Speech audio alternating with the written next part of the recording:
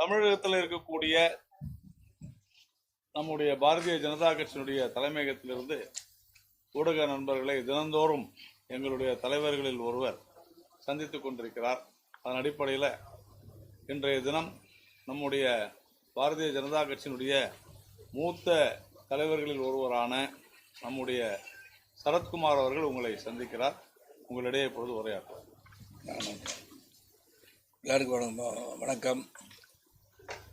உங்களெல்லாம் பார்க்கறதுல ரொம்ப ரொம்ப மகிழ்ச்சி, சந்தோஷம். அங்கிருந்து இங்கே வந்து உட்காந்துருக்கேன். நான் உங்கள் தொழிலை பார்த்து கொண்டிருந்த நான் உங்கள் முன் பேசுவது நான் மகிழ்ச்சி அடைகிறேன். முதல்ல தேர்தல் காலம் வந்து சூடு பிடிச்சிருக்குன்னு நீங்கள் முதல்ல சொல்லுவீங்க. அதை பற்றி சரத்குமார் நீங்கள் என்ன சொல்கிறீங்கன்னு கேட்க போகிறீங்க. நீங்கள் கேள்விகளை கேட்ட பிறகு என்னுடைய கருத்துக்களை நான் ஆழமாக பதிவு செய்ய ஆசைப்படுகிறேன். ஏன்னா இந்த தேர்தல் எதை நோக்கி போக வேண்டும், எதை நோக்கி பயணித்து எதை முன்னிட்டு இந்த தேர்தல் பயணம் இருக்க வேண்டும் என்ப கருத்துக்கள் எல்லாம் அவங்க எடுத்து சொல்ல நான் காத்திருக்கின்றேன். அதுபோல் உங்களுக்கு இருக்கிற கேள்விகளை முடித்து விட்டோம் என்று சொன்னால் நான் ஆழமாக நான் சொல்ல வந்த கருத்தை நான் பதிவு செய்ய முடியும்.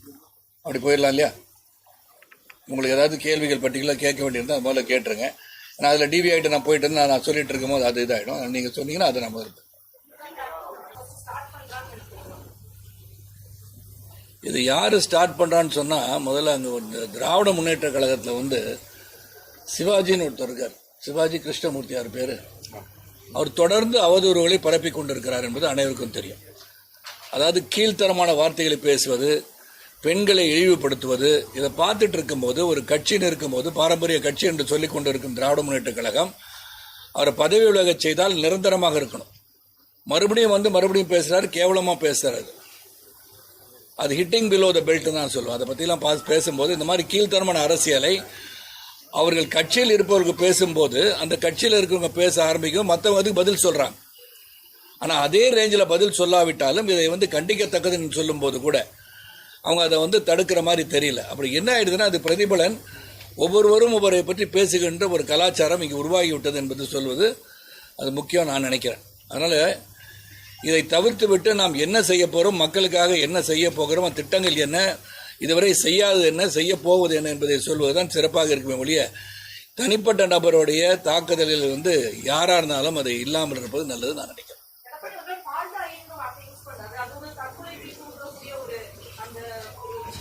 அவர் ஏற்கனவே வந்து ஒரு செயல் நடந்ததாக சொல்லப்பட்டது ஒன்றை எடுத்து சொல்லியிருக்கிறார் என்று தான் நான் நினைக்கின்றேன். அதுக்குள்ள நான் தீவிரமாக அது உள்ள டீப்பாக போய் 2020 மக்களுக்கு நாம் என்ன செய்ய வேண்டும் பேசுகிறேன். இந்த பால்டாயில் பிரச்சனையை பற்றி நான் பேச விரும்பவில்லை. அவர் சொன்னதுக்கு காரணம் இருக்கு. அவங்க அவரை தவழ்ந்து போனவங்கன்னு சொல்லியிருக்காங்க இல்லையா? அப்போ தொடர்ந்து நீங்கள் வந்து அவதூறாக பேசுவதோ, நடந்த செய்களை எடுத்து சொல்வதோ, காலில் விழுகின்ற கலாச்சாரம் வந்து எல்லாருக்கும் நார்த்லேருந்து சவுத் வரைக்கும் காலில் பார்த்து எல்லாரும் காலில் தொட்டு கும்பிடுவாங்க.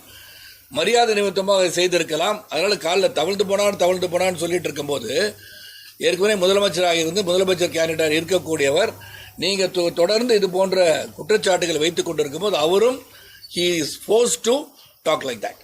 அப்போ ஏதோ ஒரு சம்பவம் நடந்துருதை சுட்டி காட்டுகிறார். அப்போ என்ன சொல்ல, அந்த மாதிரி சம்பவம் நடக்காத பேசி கொண்டு இருக்கிறார். அவர் உதயநிதி சொல்லியிருக்கலாம் இல்லையா?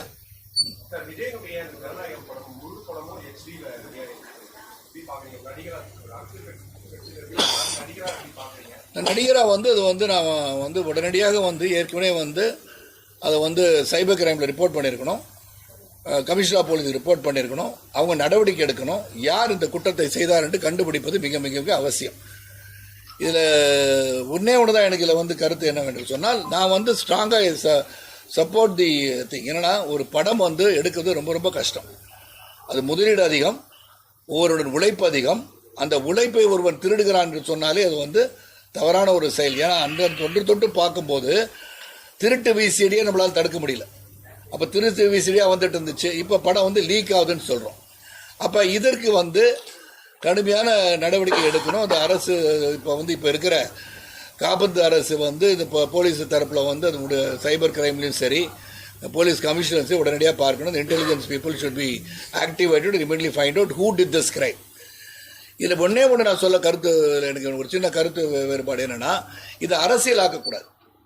ஆதவ அர்ஜுன் என்பவர் எதை பார்த்தாலும் அரசியல் செய்து கொண்டு இருக்கின்றார். இது அரசியல் அல்ல. நீங்கள் அரசியல் அப்படின்னு சொன்னீங்கன்னா என் படம் உங்களுக்கெல்லாம் ஞாபகம் இருக்கும். ஜக்குபான்னு ஒரு படம் பல ஆண்டுகளுக்கு முன்பு ரிலீஸ் ஆச்சு. ஒரே நாளில் we lost about 15 crore rupees. Myself and my wife produced that film. அப்போ வந்து ஜகுபா என்ற படம் ப்ரீவியஸ்லி இன்டர்நெட்டில் it was release through out the world. அப்போ சேம் இதே கலை உலகம் எங்களுக்கு சப்போர்ட்டுக்கு வந்தாங்க.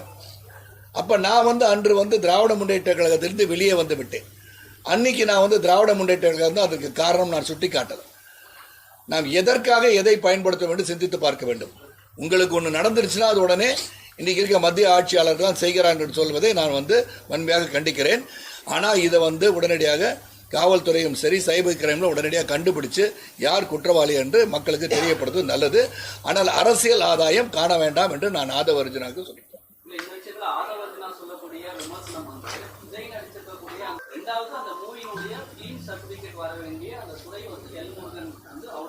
எல்முருகன் கீழே இல்லை, சென்சார் போர்டில் சிபிஎஃப்சியில் இருக்கு.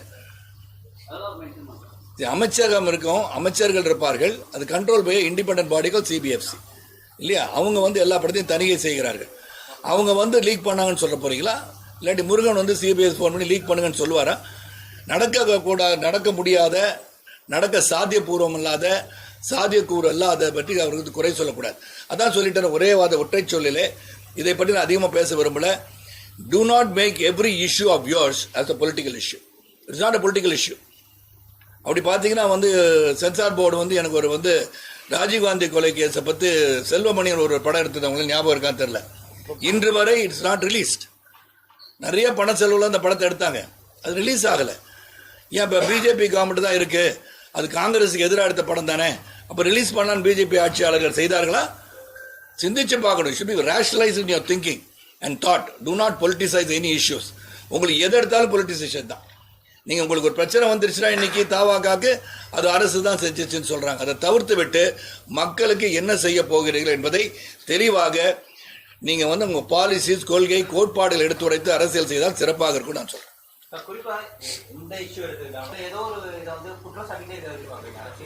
இல்லை, அவங்களுடைய பாலிசின்னு நினைக்கிறேன். சிறப்பாக நீங்கள் நல்ல சிறப்பாக கேட்குறீங்க. அவங்க பாலிசி இது குற்றம் சொல்வதே, அதாவது நீங்கள் வந்து திருவிளையால் படத்தில் வந்து குற்றம் சொல்லியே பிழைக்கின்ற பலவர்கள் இருப்பதை போல அப்படின்னு நக்கீரனை பார்த்து தர்மி சொல்கிற மாதிரி ஆகிப்போச்சு. நீங்கள் வந்து எது இருந்தாலும் குற்றம் சொல்கிறோம். அதான் அந்த யூஎன்ல வந்து United நேஷன்ஸில் whenever Americans get up to say something, Russians வந்து ஐ வீட்டோ அப்படின்னு வாங்கலாம்.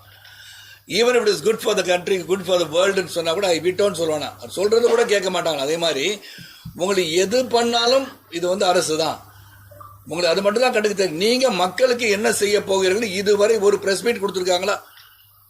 Have they really addressed the press and said what they are going to do for the country? 10,71,000 கோடி வந்து கடனில் இருக்குது தமிழகம், தவழ்ந்துட்டு இருக்கு. என்ன பண்ணுறது தவிச்சிட்டு இருக்கிற இந்த நேரத்தில் அதுக்கான எதுவும் பாலிசி வச்சுருக்காங்களா? ஒன்றுமே கிடையாது. So I don't want to discuss more about TVK because I don't consider them as any kind of policies உள்ள ஒரு கட்சியாக நான் அதை பார்க்கல. குற்றம் சொல்லியே வளர்ச்சி அடைஞ்சிட்டு இருக்காங்க. 41 பேர் நாங்கள் கொலை பண்ணல, கவர்மெண்ட் தான் கொலை பண்ணிட்டாங்க, பர்சனல் லைஃப்பை வந்து எடுத்து இவங்க தான் வந்து பண்ணுறாங்க இப்படின்னு சொல்கிறது, it doesn't have anything to do with the people of the state or the country. Do something proactive for the country and the state. அது தவிர்த்து தவிர்த்து கேள்வி கேட்டால் சிறப்பாக இருக்கும். 10,76,000 கோடி வந்து டிக்ளேர் பண்ணியிருக்காங்க. ஃபினான்ஸ் மினிஸ்டர் போனதிலே சொல்லியிருக்காங்க. அதாவது சென்ற ஆட்சியாளர் விட்டு செல்லும் போது 5.71 crores தான் இருந்திருக்கு. 5,76,000 கோடி தான் கடன் இருந்திருக்கு. நான் என்ன கேட்குறேன்னா, திராவிட முன்னேற்ற கழக ஆட்சியாளர்களை, இந்த 5 வருஷத்தில் மேற்கொண்டு 5 லட்சம் வந்து கடன் எங்கேருந்து வந்துச்சு? ஒரு வெள்ளை அறிக்கை உங்களால் கொடுக்க முடியுமா? இந்த கடன் வாங்கினதற்கு பொருளாதார அடிப்படையில் நாட்டை உயர்த்துவதற்கோ வளர்ச்சி திட்டங்களுக்கு பயன்படுத்தியிருக்கீங்களா? Can you give a statement? இந்த 5 crores was borrowed for this. இதை நாங்கள் டெவலப் பண்ணியிருக்கோம்னு சொல்ல முடியுமா? சொல்ல முடியாது. There is no development activity in Tamil Nadu. இந்த தமிழ்நாடு அப்படின்னு சொல்லும் போது இன்னைக்கு ஊழல் அப்படின்னு சொன்னால் டிஎம்கே அப்படின்னு கிளியராக வந்துடுது. ஸோ ஏன்னா அவங்க குற்றச்சாட்டுகள் பார்த்தீங்கன்னா வரிசையாக பல குற்றச்சாட்டுகள் அவங்க மேலே. நீங்கள் வந்து செந்தில் பாலாஜி மேலே குற்றச்சாட்டு, கே நேரு மேலே குற்றச்சாட்டு, மூர்த்தி இருக்காரு, பதிவு இதில் வந்து பத்திரத்தில் குற்றச்சாட்டு, தொடர்ந்து பார்த்தீங்கன்னா லாட் ஆஃப் கரப்ஷன் தான் இருந்தது. கரப்ஷன் மட்டும்தான் அவங்களுக்கு தெரியுது. இதையெல்லாம் தவிர்த்து இந்த கரப்ஷனில் வந்து சம்பாதிக்கிறத தவிர்த்துருந்தாங்கன்னா இந்த 10 லட்சம் கோடியில் வந்து ஒரு அட்லீஸ்ட் ஒரு 3-4 லட்சம் கோடியை குறைச்சிருக்கலாம். இன்றைக்கி வந்து லேப்டாப் மாணவர்களுக்கெல்லாம் கொடுத்துருக்கலாம். மாணவர்களின் கல்வி கடனை உடனடியாக ரத்து செஞ்சுருக்கலாம். மகளிருக்கு கொடுக்க வேண்டிய வந்து 1000 ரூபாய் வந்து 5000 ரூபாய் என்னைக்கோ கொடுத்துருக்கலாம். ஸோ இதையெல்லாம் செய்யாமல் they have developed their own family. It is a dynasty ரூல்னு சொல்கிறது வந்து சரி மகனுக்கு அப்புறம் பிள்ளை அப்படின்னு சொல்கிறது, இது வந்து அரசியலில் ஒவ்வொருமா என்று தெரியவில்லை. ஏன்னா தொடர்ந்து அவங்க தான் இருக்கும் போது தே பிகம் வெரி பவர்ஃபுல். அதிகாரமும் பணபலமும் வந்து அதிகரித்தே கொண்டு போகும்போது அது ஒரு சர்வாதிகாரி ஆட்சியாக அமைந்துவிடும் என்பது எங்களுடைய கருத்து. நெல் கொள்முதலுக்கு மத்திய அரசு மானியம் வழங்கக்கூடாது சுற்றறிக்கை அனுப்பியிருக்காங்க முதலமைச்சர் சொல்றாரு. இதை பத்தி எடப்பாடி பழனிசாமி வாய் திறக்கிறோம் இல்லை உடனே விடுங்க. இங்கே வந்து முதலமைச்சரின் குற்றச்சாட்டை நான் வந்து பெருசாகவே எடுத்துக்கிறது. ஏன் எடுத்துக்கிறது இல்லைன்னா எல்லாத்துக்கும் அவர் வந்து எப்படி தாவாக்கா குற்றச்சாட்டு வைக்கிறாங்களோ மத்திய அரசு செய்வதெல்லாம் தவறுன்னு சொல்கிறார்கள். நான் வந்து பிரச்சாரத்துக்கு போகும்போது நான் வந்து தெள்ள தெளிவாக எடுத்துரைக்க இருக்கின்றேன். என்னன்னா மத்திய அரசு வந்து தமிழகத்துக்கு செய்திருக்க பல திட்டங்களை நீங்கள் சரியாக அதை வந்து நீங்கள் வந்து இம்ப்ளிமெண்ட் பண்ணியிருக்கீங்களா? முதல்ல நல்ல திட்டங்களையும் அவங்க செய்வதாக ஸ்டிக்கர் ஒட்டி கொடுக்குற ஒரு ஆட்சி தான் திராவிட முன்னேற்ற கழக ஆட்சி. அது இல்லைன்னு அவங்கள சொல்லுங்க. நான் இங்கே கேட்கறது வந்து டைனாஸ்டி ரூல் இல்லை அப்படின்னு சொல்றதுக்கு நான் ஒரே ஒரு உதாரணத்தை மட்டும் இங்கே சொல்ல ஆசைப்படுறேன். முத வந்து உதயநிதி ஸ்டாலின் வந்து அரசியலுக்கே வரமாட்டேன்னு அவரே சொன்னார், உங்களுக்குலாம் தெரியும். அப்புறம் வந்து அவர் சட்டமன்ற வந்து எம்எல்ஏ ஆக்கிட்டாங்க. இன்னும் அவர் மந்திரி ஆக மாட்டாருன்னு சொன்னாங்க, மந்திரி ஆக்கிட்டாங்க.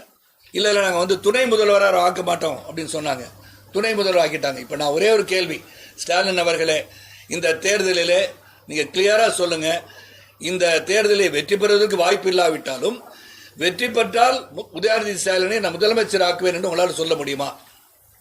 இல்லாட்டி நீங்கள் சொல்றீங்களே சமூக நீதி, எல்லாரும் ஒன்று, சமத்துவத்தை வந்து நிலைநாட்டுபவர்கள் திராவிட முன்னேற்ற கழகம், நம்ம வந்து மைனாரிட்டிக்கு வந்து பாதுகாவலர் நாங்கள் தான் அப்படின்னு சொல்ற நீங்க ஒரு தாழ்த்தப்பட்ட சமுதாயத்தில் யாராவது ஒருத்தர் உங்கள் கட்சியில் இல்லையா? அவரை முதலமைச்சர் ஆக்க முடியுமா உங்களால் என்று சொல்லுங்க. இந்த டெமோக்ராட்டிக் பார்ட்டின்னு சொல்றீங்க.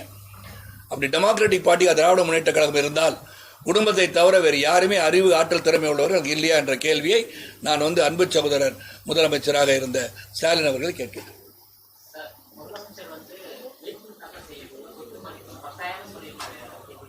அது நான் எப்படிங்க பார்க்கறது? அவர்கிட்ட 10,000 ரூபாய் தான் வந்து வங்கி கணக்கு இருக்குன்னு சொல்றதும் இதெல்லாம் வந்து நான் இதை பற்றி ஒன்றும் சொல்ல விரும்பலைங்க.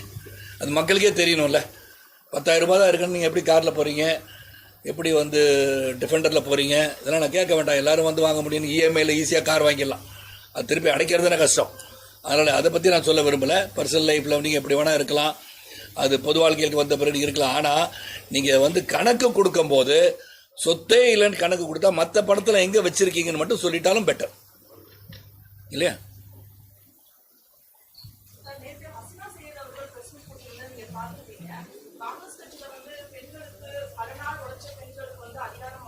அது நான் just telling me about this. உங்களுக்கு சொல்லிடுறீங்களா?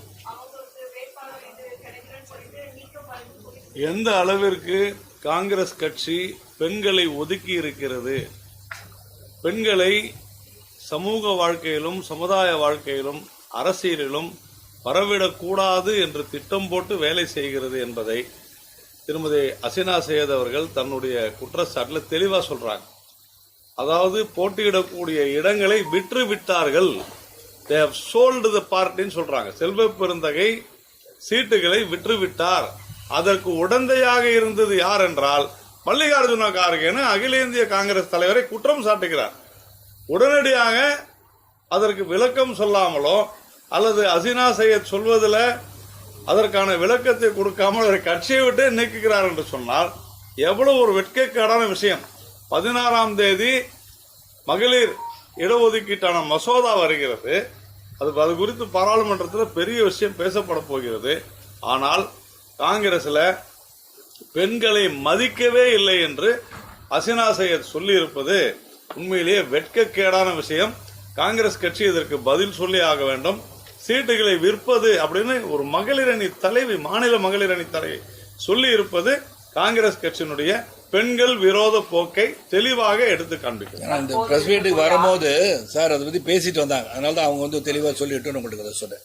தற்போது இருக்கக்கூடிய அதிமுக வந்து அமித்ஷாவோட திமுகவா மாறிடுச்சுன்னு மாணிக்கம் தாக்கூர் விமர்சனம் பண்ணியிருக்காரு. அவங்களுக்கெல்லாம் சொல்றதுக்கு ஒன்றும் இல்லை. சொல்லி இதை போன்ற கருத்துக்கள் தானே சொல்ல முடியும். So when you don't have anything with substance, நீங்க என்ன பேசுவீங்க? இந்த மாதிரி தான் பேச முடியும். என்ன பேச முடியும் அவங்களால சொல்லுங்களேன். ஏதாச்சும் ப்ரோ ஆக்டிவா சிந்திச்சு சொல்ல முடியுமா? Do they have any policy? இந்த 10 லட்சம் 10.71 இருக்கு, அது எப்படி குறைக்க போறாங்க? அது திட்டம் என்ன? கடன் வாங்கி நீங்க வந்து பொருளாதார வந்து இதை உயர்த்தணும்னு சொன்னா கடன் வாங்க தப்பு கிடையாது. ஆனால் அதை எப்படி பயன்படுத்துறீங்க? அந்த கடனை அடைக்கும் அளவுக்கு நீங்க வந்து தொழில் முன்னேற்றம் நடந்திருக்கா? இல்லையே, எதுவுமே இல்லையே. இந்த தேர்தலுக்கு அப்புறம் அதிமுகவே இருக்காதுன்ட்டு ஒரு விமர்சனம் இருக்கிறாரு. இந்த தேர்தலுக்கு அவங்க இருக்க மாட்டாங்கன்னு சொல்றது முதல்ல இவர் சொல்றான்னு நினைக்கிறேன். ஏன்னா ரெண்டாவது நான் சொல்கிறது ஊழலை பற்றி உங்களுக்கு சொன்னேன். தொடர்ந்து ஊழல் ஊழல் ஊழல், இட்ஸ் கரப்ஷன். இந்த government is full of corruption. அதை மாற்றவே முடியாது. அது கே நேருவாக இருக்கட்டும், மூர்த்தியாக இருக்கட்டும், நீங்கள் பொன்முடியாக இருக்கட்டும். அந்த பொன்முடி மட்டும் அவர்கள் என்ன பண்ணுறாரு, பொன்முடி அதோட அவதூறாக அவரை பேசுகிறான். உனக்கெல்லாம் பஸ் பாஸ் நான் இலவசமாக கொடுத்துருக்கேன், நீ கேள்வியை கேட்கக்கூடாதுன்னு சொல்கிறார். எவ்வளோ விஷயங்கள் கீழ்த்தரமாக பெண்களை இழிவுபடுத்துகின்ற ஒரு ஆட்சி என்று சொன்னால் இவர்கள் தான். அப்போ இவங்க என்ன பண்ணிடணும், நீக்க வேண்டாம் அவங்களெல்லாம். ஒரு ஜனநாயகத்தில் ஒரு ஆட்சியாளர்கள், சிறந்த முறையில் ஆட்சி செய்பவர்கள் மகளிரை இழிவுபடுத்தி கொண்டிருக்கிறார்கள். You are degrading women in this government. அது நடந்துகிட்டே இருக்கு. அண்ட் ரெண்டாவது, போதையை பற்றி நம்ம சொல்ல வேண்டியிருக்கு. நான் சொல்லிடுறேன், வச்சிருக்கேன். போதை கலாச்சாரம் வந்து ஊடுருக்கா இல்லையான்னு உங்க எல்லாருக்குமே தெரியும். It is ruining our society, ruining the future youth of a கண்ட்ரின்னு சொல்லணும் இந்த ஸ்டேட். அப்போ இது ஊடுருவதை தடுத்திருக்கிறார்களா உங்களால் சொல்ல முடியுமா? நெஞ்ச தொட்டு கஞ்சா கலாச்சாரமும் போதை கலாச்சாரமும் மெத் கலாச்சாரமும், டாஸ்மாக் நீங்க எடுத்துக்கோங்களேன். ஒரு டாஸ்மாக் கடையில் வந்து 30,000 பேர் வந்து இது பண்றாங்கன்னா, ஒரு பிரைமரி ஹெல்த் சென்டர் வந்து எவ்வளவு இது பண்றாங்க பார்த்து கணக்கு எடுத்து பார்த்தீங்கன்னா, நீங்க தன் போதைக்கு தான் அதிகம், ஒரு மாத்திரை கூட கிடைக்காது. அப்படி இருக்கிற ஒரு சூழல்ல இவங்க ரெவன்யூவே வந்து is based on only the revenue from TASMAC.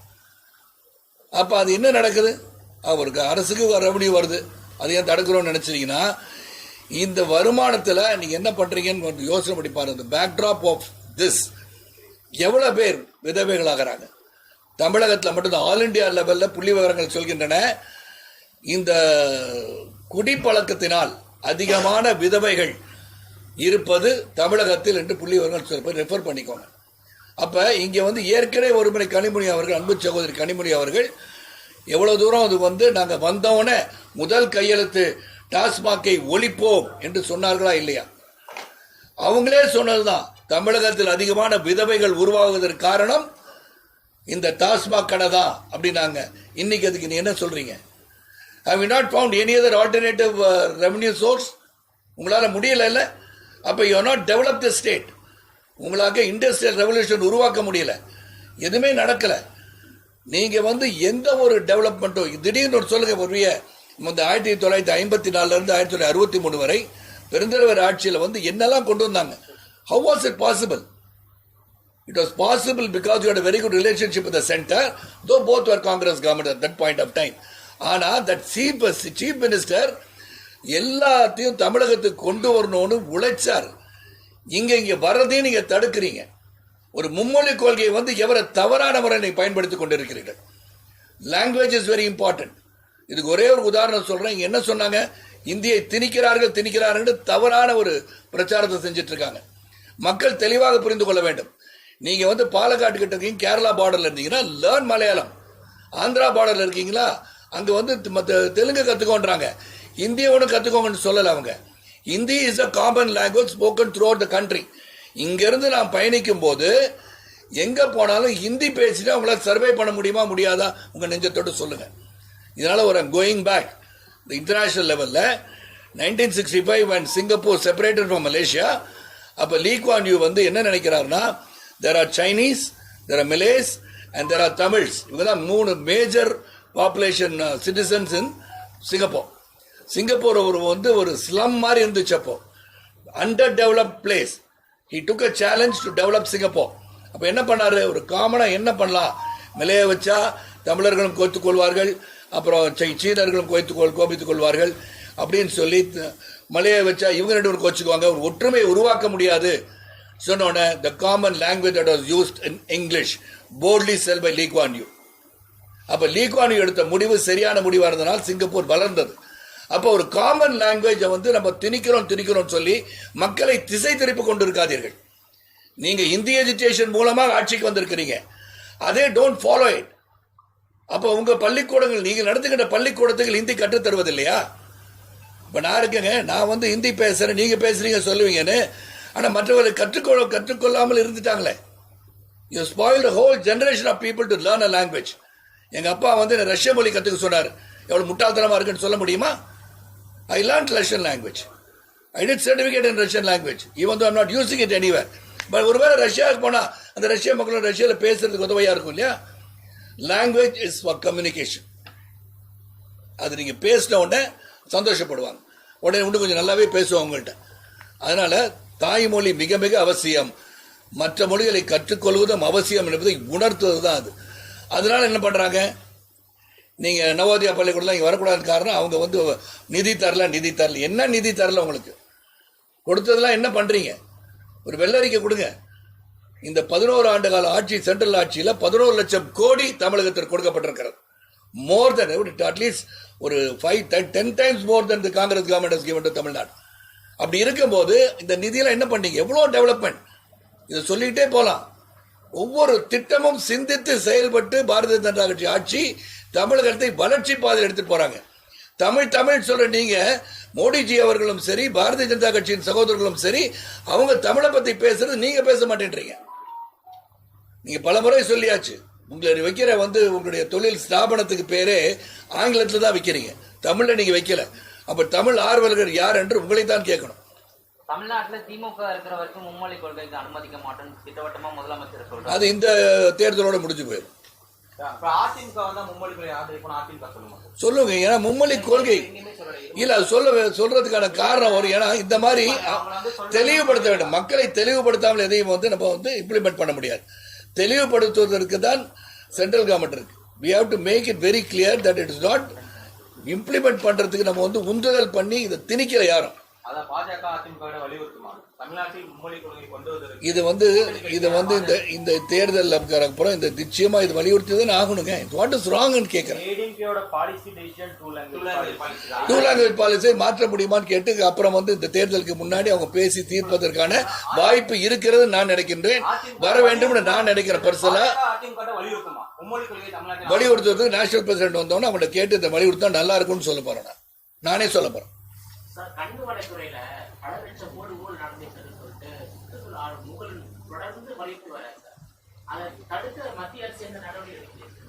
மத்திய அரசு நடவடிக்கை இங்கே ஸ்டேட் கவர்மெண்ட் தான் எல்லாமே பார்த்துட்டு இருக்கிறாங்க. இது வந்து சென்ட்ரல் கவர்மெண்ட் வந்து இவங்க வந்து டெய்லி கண்காணிக்க முடியல. நீங்க என்ன பண்ணாதான், நான் ஒரு தடவை சொல்லியிருந்தேன், இங்க இருக்கிற கனிம வளங்கள், இந்த மைனிங், சாண்ட் மைனிங் எல்லாமே ஸ்டேட் கவர்மெண்ட் எடுத்து நடத்துங்கன்னு சொன்னேன். இந்த state government runs, there is not going to be any corruption in it. நீங்க பாட்டு அள்ளிட்டு போறீங்க, யாரும் கேட்கறது ஆள் கிடையாது. 100 லாரி 200 லாரி ஜாம்லாம் ஆகுது சவுத்தில். இதெல்லாம் இன்னும் விலாவரியா சொல்லிக்கிட்டே போகலாம். ஸோ என்னை பொறுத்த வரைக்கும் இந்த 2026 தேர்தலில் திராவிட முன்னேற்ற கழக ஆட்சி அகற்றப்பட வேண்டும். காரணங்கள் ஊழல், போதை, பெண்கள் அவமதிப்பு, நோ டெவலப்மெண்ட் வாட்ஸ்எவர். கல்விக்கு போற தமிழகம் இப்போ வந்து போதை கலாச்சாரத்துக்கு பேர் போயிட்டு இருக்கு. கரப்ஷன் திராவிட முன்னேற்ற கழகம் சொல்ற அளவுக்கு போயிட்டு இருக்கு. கம்யூனிகேஷனுக்கான ஒரு டூல் தான் நம்ம லாங்குவேஜ்ங்கிறது நீங்களே சொல்றீங்க. ஸோ அவங்க தொடர்ந்து திமுகவாக இருக்கட்டும், தமிழ்நாடு அரசாக இருக்கட்டும், அதிமுகவாக இருக்கட்டும், அவங்களுக்கான கம்யூனிகேஷனுக்கு இங்கிலீஷ் போதும், தமிழ்நாட்டை கம்யூனிகேட் பண்றதுக்கு இங்கிலீஷ் போதுங்கிறது அவங்களோட பாலிசியாகவே இருக்கு. அது நீங்க போய் இளைஞர்களை கேட்கணும். அதாவது தமிழகத்தை தாண்டி வேலை செய்பவர்களை போய் கேட்கணும். தமிழகத்தை தாண்டி வேலை செய்பவர்களை கேட்கணும். தேவையானதான் கத்துக்க சொல்றாங்க. இந்திய மட்டும் கத்துக்கணும்னு சொல்லியே, இந்திய கத்துக்கணும் அவங்க சொல்லலையே. அதான் சொல்றேன், திணிக்கப்படவில்லை. ஏன் ஒரு லாங்குவேஜை ஏன் கத்துக்கணும் கேட்கறதை வந்து நம்ம அப்படியே வலியுறுத்தி கொண்டு இருக்கவே கூடாது நான் சொல்றேன்.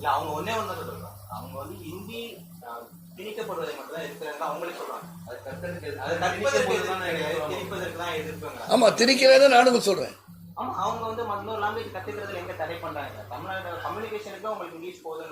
இந்திய திணிக்கலையே, திணிக்காத போது எதுக்கு இந்த கேள்வி கேட்கிறேன்? அதை பார்த்து தேவை இருக்குன்னு சொல்றோம். நீங்க அண்டை மொழி இன்னொரு மொழியை கற்றுக்கொள்ளுங்க அவங்க சொல்றாங்க. இதனால என்ன உங்களுக்கு வந்து நிர்பந்தம் என்ன வருது? 3வது கத்துக்கணும்.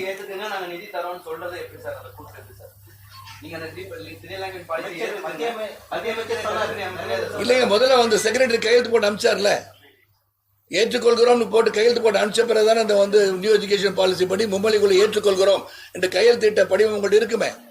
அதுக்கப்புறம் தானே அதை ஏற்றுக்கொண்டு செய்யவில்லை என்பதுதானே கருத்தே.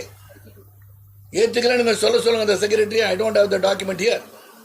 ஏற்றுக்கிட்டாங்கல்ல, இதை ஒரு சர்ச்சையாக எடுத்துக்கூடாது. நீங்க பிரஸ் உங்களை மாதிரி ஆளுங்க வந்து எடுத்துட்டு போய் மக்கள்கிட்ட பல மொழிகள் கற்றுப்பது நல்லதுன்னு சொல்லுங்க. பல மொழிகள் கற்றுக்கொள்ளணும். ஆந்திரா போனால் நான் வந்து தெலுங்குல பேசுறேங்க, நான் கர்நாடகா போனால் நான் கன்னடத்தை பேசுறேன், ஏன்னா அவன் தமிழ் தெரியாட்டி. தமிழ் தெரிஞ்சால் தமிழில் பேசுவேன். கேரளா போனால் நான் மலையாளத்தை பேசுறேன், தமிழ்நாட்டில் தமிழ் பேசுறேன். நான் வந்து நார்த் இந்தியா போனால் நான் ஹிந்தியில் பேசுறேன். ஸோ ஜென்ரலாக எல்லாருக்கும் எதுவுமே தெரியாதவங்க இங்கிலீஷில் பேசுகிறேன். So is language depriving you from communication? North இந்தியால நிறைய லாங்குவேஜ் மராட்டி இருக்கு, குஜராத்தி இருக்கு, எல்லாம் இருக்கு. மராட்டி இருக்கு, குஜராத்தி இருக்கு. நம்ம ஏன் ஹிந்தி மட்டும் பாயிண்ட் பண்றோம் தான் கேக்குறேன். நீங்க இப்ப ஆந்திரா பத்தி Hindi is a common language in the entire கண்ட்ரிங்க. புரிஞ்சுக்கோ, எப்படி லீக்வாடி பத்தி சொன்னோம்னோ Hindi is a common language which everybody can understand and speak. அதல்ல உங்களுக்கு ஹிந்தி கத்துக்க ஆசை இல்லையா சகோதரா? இல்ல உங்களுக்கு நான் என்ன கேக்குறேன்னா சதன் பத்தி பேசும்போது நீங்க ஆந்திரானா தெலுங்கு, கர்நாடகானா கன்னடம், கேரளா அவர் கேட்கணும், அவர் ஜாலியா. ஏன்னா நாட்டில் எவ்வளவு பிரச்சனை இருக்கும்போது மொழி பிரச்சனைக்கே வந்துட்டீங்க நீங்க. அந்த மொழி பிரச்சனை வச்சு அரசியல் செய்வதை தவிர்த்தால் சிறப்பாக இருக்கும். இல்ல தலைவன், உங்களை மாதிரி படிச்ச 4வது தூணாக இருப்பவர்கள். நானும் பத்திரிகை உலகத்தில் உங்களுக்கே தெரியும், மீடியா வைஸோட சீஃப் எடிட்டர். நான் மோடிஜி அவர்கள் 3வது முறை சீஃப் மினிஸ்டரா இருக்கும்போது 1.5 மணி நேரம் உட்காந்து பேட்டி எடுத்தவன் நான். என்னை பொறுத்த வரைக்கும் அப்ப I could communicate with them at that point of time in his own language. It was additional qualification to me. நீங்க additional qualification எடுத்துக்கொள்ளாதவர்களுக்கு நீங்க சொல்றது ஒரு சிலர். நீங்க பொதுமக்கிட்ட போய் கேட்டு பாருங்க, we want to learn the other language தான் சொல்றாங்க. Yes, ma'am. It be vice versa? You said when you met with Prime Minister Modi, நீங்க ஹிந்தில அவர்கிட்ட பேசுறீங்க, அவங்க நானும் இல்ல ஹிந்தியில கூட பேசுறேன், ஹிந்தியில கூட பேசுறேன். Why can't PM speak Tamil or Telugu or Karnataka? Correct. So Tamil, he is trying to learn Tamil. Even that you guys are ridiculing him. When somebody is attempting to speak a language, you make memes out of it. Come on, guys. Don't do that. தேசிய ஜனநாயக கூட்டணியின் வெற்றி வாய்ப்பு ரொம்ப சிறப்பா இருக்குங்க. தமிழகத்துக்கு ஒரு விடிவு காலம் வந்து கொண்டு இருக்கிறது தான் சொல்லணும். வேற எதுவும் இந்த கொள்கையை பற்றி பேசினா தனிப்பட்ட முறையில் அவங்களை தனியா சந்திக்கிற தலைவா, வேற எதுவும் முக்கியமாக தான் கேளுங்க. பிரச்சாரத்தில் பல கருத்துக்கு வைக்க வேண்டியிருக்குங்க. பல அந்த ஊழல் குற்றச்சாட்டுகள் என்ன நடந்திருக்கு, எப்படி இழிவுபடுத்தியிருக்காங்க. நீங்க மத்திய அரசு உங்களுக்கு நிதி கொடுக்கலன்னு சொன்னது விலாவரியா புள்ளி விவரத்தோடு சொல்ல இருக்கேன். அதை மட்டுமல்லாமல் இது எதற்காக மீண்டும் தேசிய ஜனநாயக கூட்டணியின் ஆட்சி அனைத்து அண்ணா திராவிட முன்னேற்றத்துடன் சேர்ந்து இருக்கின்ற இந்த ஆட்சி வர வேண்டும் என்பதை தெல்ல தெளிவாக நான் சொல்லுவேன். உங்களுக்கெல்லாம் தெரியும், 1996ஆம் ஆண்டிலிருந்து நான் மக்களை சந்திச்சிட்டு இருக்கேன். பல்வேறு கோணங்களில் பல்வேறு நேரத்தில் சந்திச்சிருக்கேன். So I think I can do my best for the party and BJP will come to stay. அண்ட் நான் உண்மையாக இந்த இயக்கம் ஊடுருவி கொண்டிருக்கிறது, சிறப்பாக தமிழக மக்களுக்காக சேவை செய்ய வருகிறது. Let us think only one thing. உங்களுக்கு எல்லாம் சொல்லிடுறேன். This is my last answer for you. நம்ம நாடு சிறப்பாக இருக்கணும், வலிமையாக இருக்கணும்னா we are in the 4th place economically. We are going to the 3rd place soon. எது முக்கியம் திங்க் பண்ணணும். பொருளாதார ரீதியில நாட்டை உயர்த்துவது ஒரு தலைவர் நாம் அமைந்திருக்கிறார் என்று சொன்னால் மோடிஜி அவர்கள் தான். அப்படி இருக்கும் போது அவர் கரங்களை ஏன் வலுப்படுத்தக்கூடாது என்று சிந்தித்தால் நமக்கு தான் நல்லது. அதை சிந்திக்க மாட்டேன்றோம். அன்பு சகோதரி கேட்டாங்க, மோடி ஏன் தமிழ்ல பேசுறேன்னு. இவர் கத்துக்கிட்டு இருக்காரு, அடுத்த முறை தமிழ்ல பேச சொல்லுவோம். Is learning, is talking Tamil. அதையும் நீங்க ரெடிக்யூல் பண்றீங்க. தத்து பத்துன்னு பேசினாதான் ஆங்கிலமே வரும். When you try to learn a language, you make mistakes. Then you learn the language. When somebody is making mistakes, you ridicule him. You will slowly stop learning that language. So do not do that. And that to the Prime Minister of the country. ஆமா bus. ஆதரவாளர்கள் எல்லாருமே சொல்லியிருந்தாங்க உங்களுக்கு ஏதாவது பொறுப்பு கொடுப்பாங்க. ஆமா அடுத்து என்ன? ஆமா, இப்போ தேர்தல் 2026 தேர்தலை சந்திக்க போயிட்டு இருக்கேன். அந்த ஆதங்கத்தை ஏற்கனவே மாநில தலைவரை வெளிப்படுத்தி மறுநாளே போய் ஒரு மனு கொடுத்தது நீங்களும் பார்த்துட்டீங்க. அதற்கான எல்லா பணிகளும் செய்து யாருக்கெல்லாம் பதவி போடாமல் இருக்காங்களோ அது உடனடியாக கண்காணிக்கப்பட்டு அந்த பதவிகள் வழங்கப்பட்டு கொண்டிருக்கின்ற என்ற மகிழ்ச்சியான செய்தியை உங்களுக்கு தெரிவிச்சுக்கிறேன். அது போக நான் என்ன பண்ணணும், சரத்குமார் எப்படி இருக்கணும், how they want me to be in the national level or the state level, let them decide after 2026. உங்களை எல்லாம் வெற்றி விழாவிலே சந்திக்கிறேன். தேர்தல் பிரச்சாரத்தில் செல்ல இருக்கின்றேன்.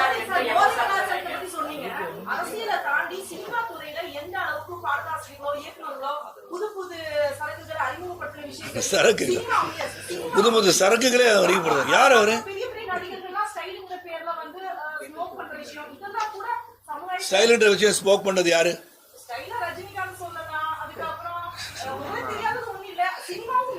இல்ல ஒன்னே ஒன்று சொல்லிடுறேன். See, don't say that cinema influences people மட்டும் சொல்லிடாதீங்க. Because I'm the industry. ஒரு நிமிஷம் let me complete. I am from the industry. நான் புரட்சி தலைவர் மக்கள் தலைவர்களை பார்த்து நான் வளர்ந்துருக்கேன். இப்போ அதே மாதிரி பல படங்கள் நான் பார்க்குறேன்.